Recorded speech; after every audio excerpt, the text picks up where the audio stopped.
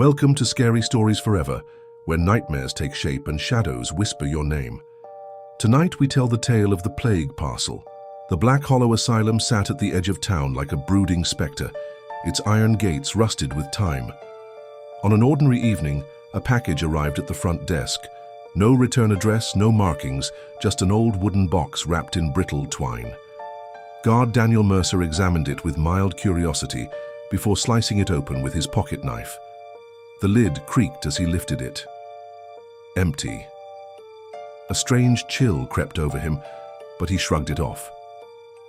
By nightfall, fever racked his body.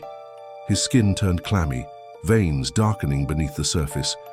His wife, Clara, found him in their bedroom, drenched in sweat, his breath rasping in the dim candlelight. She reached for his hand, only to recoil in horror.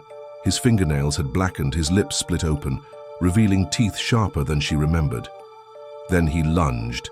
Her screams echoed through the house, but no one came.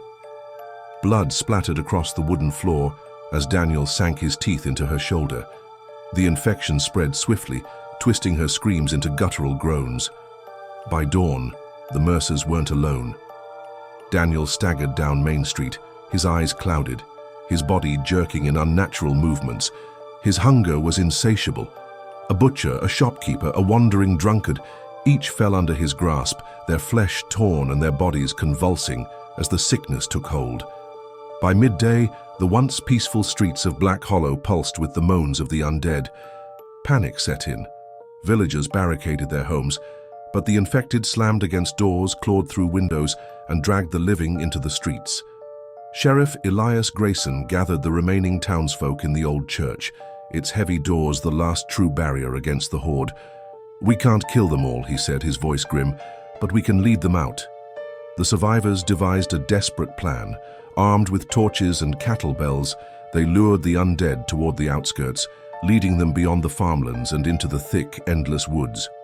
Once the last groaning figure had shambled past the valley, the villagers worked through the night, erecting a massive wall of stone and iron at the town's edge. The next morning, Black Hollow stood eerily silent.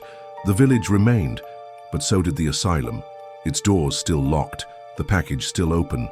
And somewhere, in the distant woods, the dead still wandered, waiting.